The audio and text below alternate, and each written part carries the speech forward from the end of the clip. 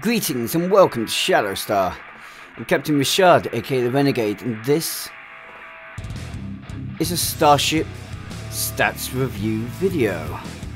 Allow me to introduce you to the Temer-Class, a new Alliance ship available for all those with the time or the finances to acquire it.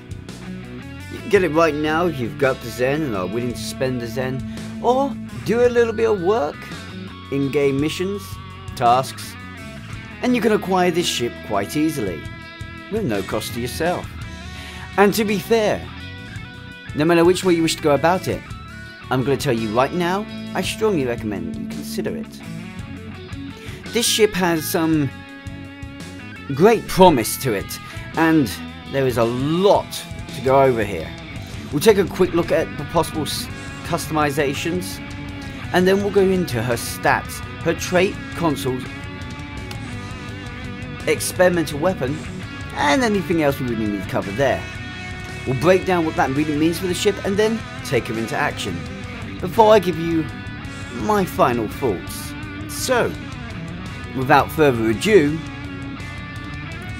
shall we begin? So customization wise, this is going to be quick and easy. As you can see, there is no altering elements to really speak about and nothing you can modify. She comes with a typical standard bridge, which to be fair, although it would have been nice to finally see an Alliance bridge, can you imagine? I'm not going to complain too much of this. We also have only one window type and the one hull type. Would have been nice to finally see Romulan, Klingon and Federation hulls available for this ship, but hey, maybe that was too much to ask for in a short time frame. To be fair, you can get the ship for free, so let's not complain too much. Yes, she shows elements of Klingon and Romulan. She's definitely more Klingon if you want to know the Romulan elements.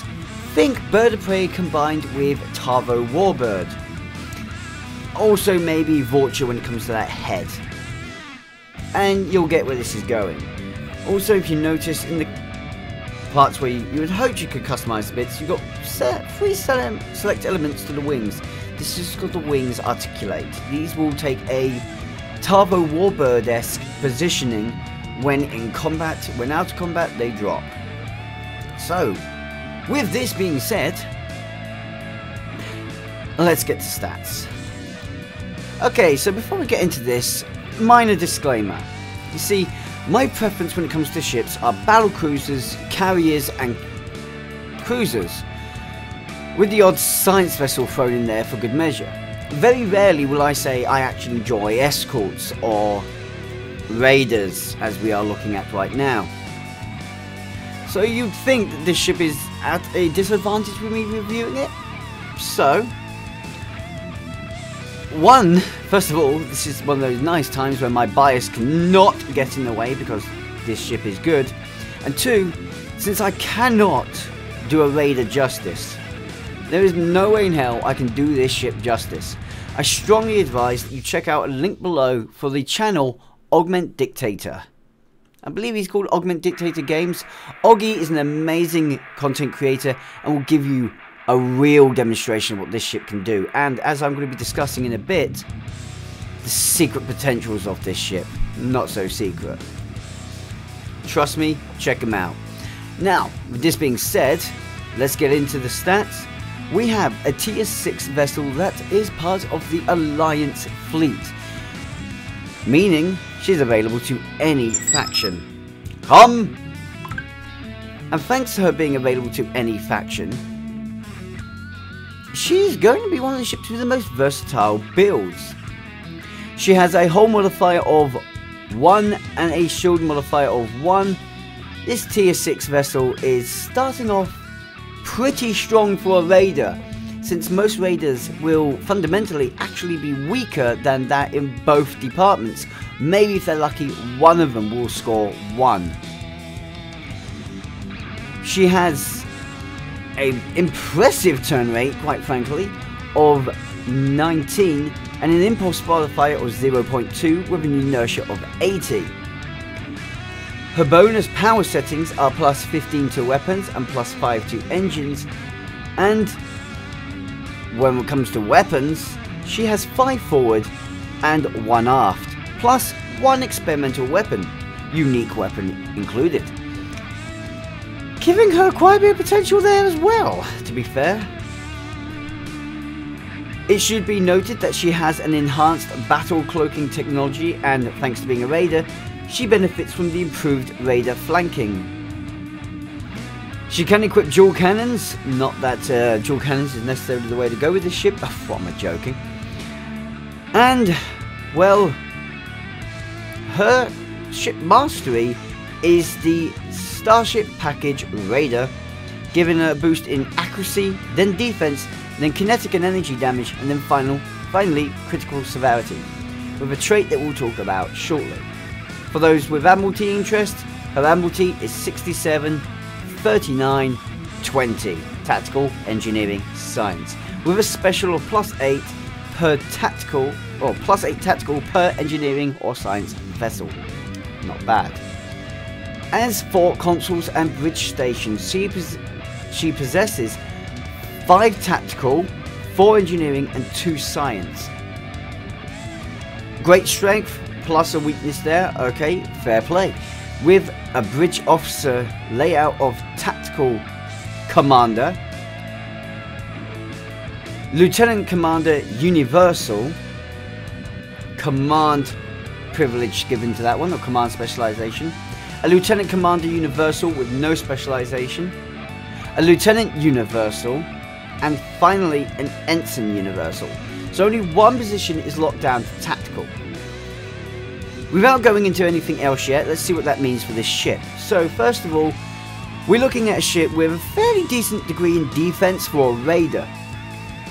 Certainly, she's not up there with where you really want to be starting off as a tank build. But she has potential for tanking thanks to her consoles. So nothing can be really downed against her, and considering with an extra upgrade you gain 1 extra console, a universal console, this ship does also have support capability. Admittedly, you will want to X upgrade before you consider support with this ship, but it is there thanks to the bridge officers being so versatile. Finally, DPS is where this ship really has its potential, and holy moly, can you do some stuff with this ship. X upgrade and your science DPS is going to be incredibly strong with this vessel. But that's not to say that tactical DPS isn't the way to go.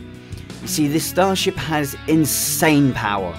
Cannon build, beam build, as I will demonstrate, and as Oggy will demonstrate for you, should you follow that link like I'm requesting that you do, please do so. You'll see just how powerful of a torpedo build this boat is. This ship is coming up with some new levels of meta, and I'm loving that. Being able to do everything possible. My word, this is probably one of the best DPS raiders you can get, and you can get her for free. I'm hoping that with just getting to this part of the video alone, you guys have got the primary bit of information. This ship, for DPS Raider, you can acquire for free, and is going to really help you build one hell of an amazing DPS build. The potential is there. The only way you can have made her better is to give her intelligence or miracle worker. That's saying something. Okay, so what does this mean for the rest of the ship? Well, that means we have to go and look at something else. Hello, wormhole. Well, we're going to start off with the trait, because the trait is really where I have to go to from what I've just been saying. Sniper. Long range damage increase. You see, I've been bigging up torpedo builds, haven't I, for some reason with this ship, especially with Oggy. This is because, as Oggy is a masterclass in torpedo builds, this trait is basically a torpedo builder's long sought after dream. You know, a little bit of love and attention for the torpedo builds. Certainly you would not be using this trait if you are a beam build or a cannon build. There's definitely better traits you could use if you're going in that direction. However, if you are focusing on torpedo and mine and kinetic damage builds, oh yeah, this is a good trait. Plus 5 to 15% bonus torpedo weapon damage, increasing with distance, and plus 5% critical chance for 10 seconds after firing torpedoes from more than 5 kilometers away. This screams torpedo build. Now, normally, highly specialized traits, when it comes from me, get a major markdown in score, and I'm going to give you the score right now for this. Yes, the fact it's super highly specialized and not versatile, it's a knockdown for me, and I would knock that down to about 6 normally. I'm going to give it 7.5 though. I'm going to give it 7.5 because this is a bit of much needed attention torpedo builds have needed. It is highly specialized, but torpedoes deserve this. Give them a little bit of attention. I mean, come on. The NX class was originally primarily firing essentially torpedoes. Torpedoes need a little bit of love. As a torpedo weapon, I give this trait 9 out of 10 for as a torpedo trait itself. There's just one reason why it doesn't get 10. One. Make it a little bit stronger. Maybe add a third ability where it increases range of torpedo firing from 10 kilometers to 12 kilometers. That would be extremely powerful, because that means torpedoes would now have actually longer reach than any other weapon in the game. Would be nice, wouldn't it? But I can see why they were trying not to make it too strong. Maybe it'll get a buff in the future. They better not nerf it though. If they nerf it, that'll be a problem. Right, away from the trait, because I'm speaking way too long on that, let's talk the experimental weapon. The experimental weapon is the experimental repulsor blast. We've seen weapons like this before in the form of standard fore and aft weapons, but this one is going to be a little bit different. Dealing 1,209 kinetic damage, increasing distance from the target. Oh boy, this is following the same pattern we've seen so far. It also has a 20% shield penetration and to self minus 10 weapon power while firing other weapons, blah blah blah blah blah. Control amplification is given to targets hit, minus 25 exotic damage resistance and minus 25 control resistance for 10 seconds, making this an excellent trait to use with ships that you really want to aid your control boat with. If you're flying with control boats, this could be quite the good trait.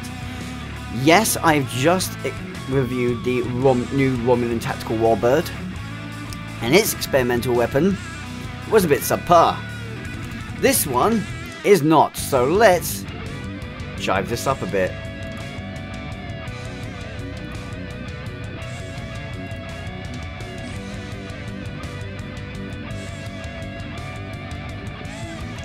Come say hello, my friend. Come say hello to what you deserve. The X upgrade. Giving this weapon now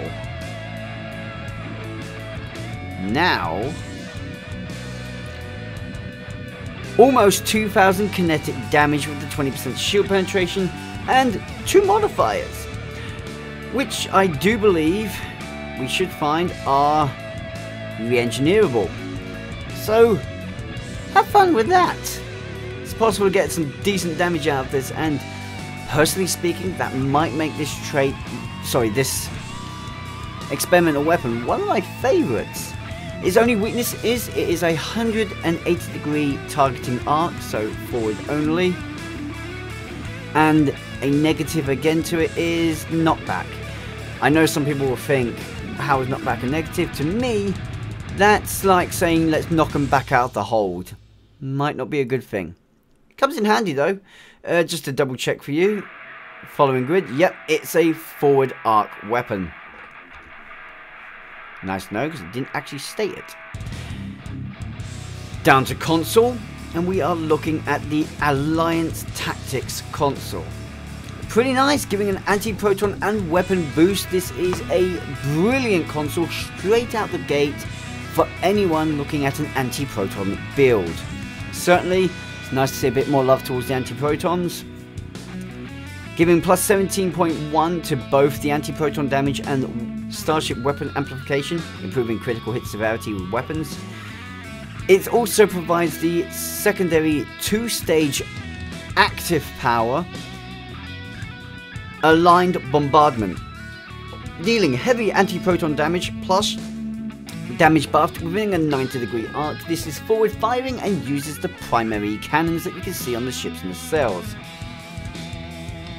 This, well, plus 25 bonus all damage for 5 seconds, plus 25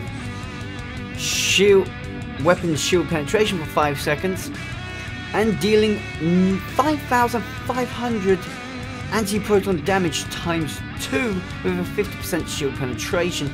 This is a lot of damage for basically a console. It also enables the Alliance Tactics for 60 seconds. Now what is being missed here, and I'm just going to quickly go down to, the console also has, oh hang on, yep, this console also provides a secondary effect, I do believe. Yep, there it is. Had to read it off of the actual page, but they talked about it. For, where is it? For up to 60 seconds after activating the console, it can be activated a second time to apply a powerful boost of flight speed, turn rate, and control resistance. Not sure where it exactly says that there, so I'm hopefully keeping you guys in the money with that one. Suffice to say, would be nice to get all the information in one place. Right, took me a moment of thought there. So, next up, we go into the next stage, where we see this ship in action.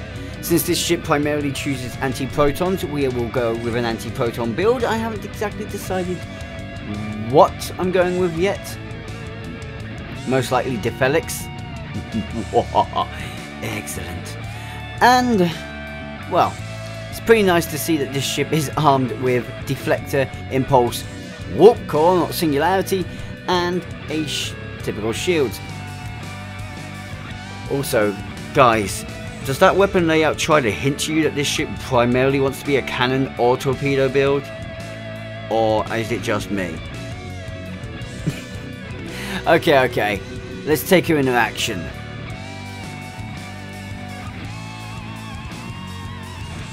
Engage.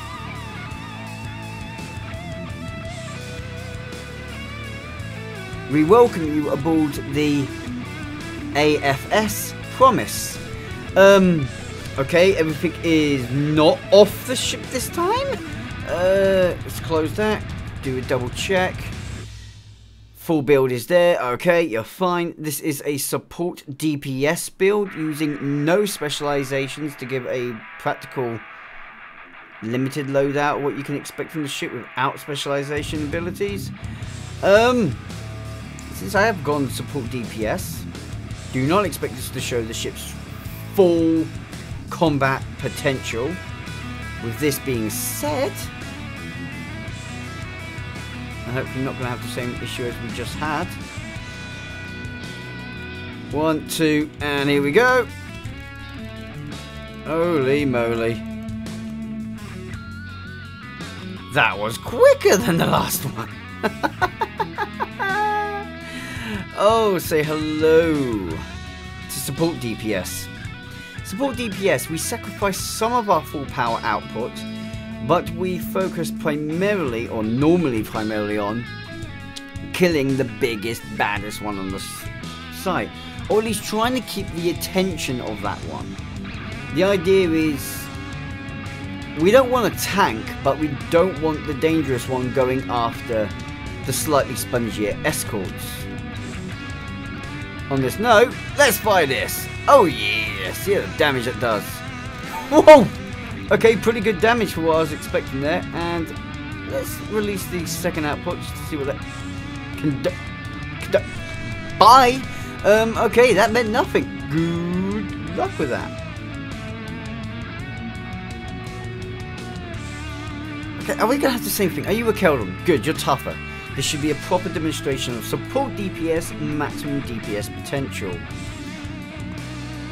And I'm going to do it cloaked. So we're going in slowly. Get ready. 1, 2, decloak, fire. Oh, power! And that's not too bad. Not as bad as I was expecting, considering I've sacrificed some of my actual damage output for this ship's actual potential. And I haven't actually set up my power settings at all yet. Fully balanced, because again, I don't want to show all the actual... I want to show you the peak what I can do with a support DPS build here. Because not everyone is going to have the same power output. I've got quite a decent level build. I don't want to go too high. Let's see how quick I can just erase these normally. Oh, let's go, bye bye, my little friends. I mean, people were saying that the Biol Anti-Protons got nerfed. Not really seeing it. God, those wings look awesome when they're raised. Come on, birds of prey, raise your wings. I mean, look, this is a bird of prey aesthetic right now. The way the wings are lifted, that's bird of prey to me. I see why a lot of people see bird of prey, but the moment the wings lift, they look more Tarvo to me. So, guys. Final thoughts on this ship. Let's break this down. What do I actually think of her?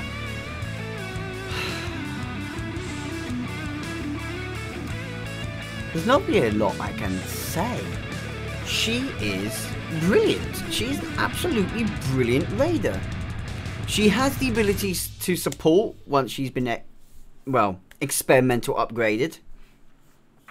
She has tanking potential. In fact, she's one of the toughest raiders you can get. And, my word, has she DPS potential. There's a lot of promise with this ship when we saw its stats and what it was supposed to be capable of. Bringing it into actual action, this promise has not been let down. She is magnificent.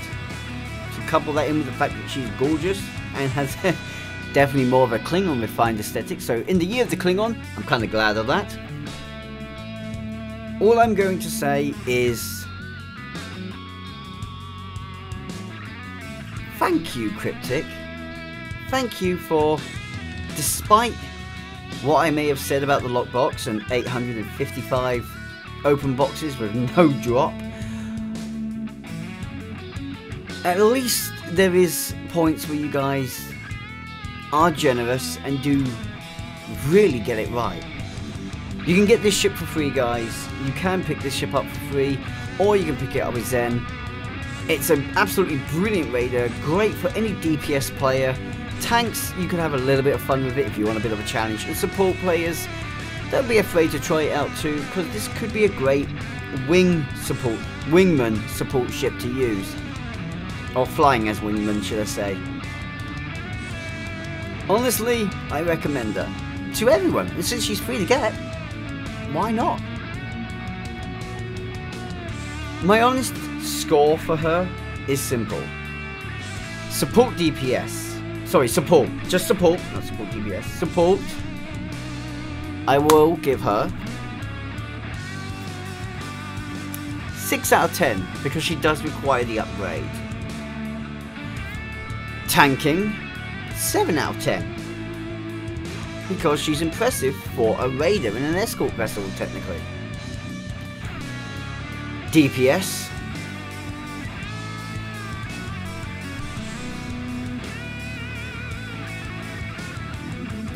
there's only one reason she doesn't get 10 out of 10. Only one reason she's getting 9.5 out of 10. One. Because she is slightly weak in support DPS. science DPS, and technically support DPS as a result, because support does rely quite a bit on Psi ability. However, she's a masterclass in tactical DPS, and she is just absolutely brilliant at hybrid builds. So yeah, final score for this ship, 9 out of 10. Guys, that's all I have to say. I know I've been long-winded in this one, but this ship has so much promise, and that gets me talking. That really does get me talking. So let me know what you think of her now. I would love to see in the comment section below what you think of this ship, if you like her, if you dislike her. Which ship would you like me to review next? You can comment that as well. I am getting through re-reviewing all ships that have come out in the past, so long as I have them, I will be reviewing them. Throw that into the comment section if you wish to request a certain review is done. Has to be tier 5 or tier 6. And, well, with all this being said, a thank you for watching to the very end of this video. It's been a little bit long, and I do appreciate the time you've taken. Also, to the people credited on the screen, a huge thank you to you guys, as you made my last video and this video possible. And without your support, this channel would not be here right now. You guys saved it a little while back. Sincerely, guys, thank you. Hopefully, I will see you all next time. If you wish to join the credited people, the links are in the description, along with my social media links. And, hey, don't forget to check out right at the bottom of the description to see who has donated in the past. Thank you, guys. Until next time, united we stand. Ciao for now. Helm, take us out.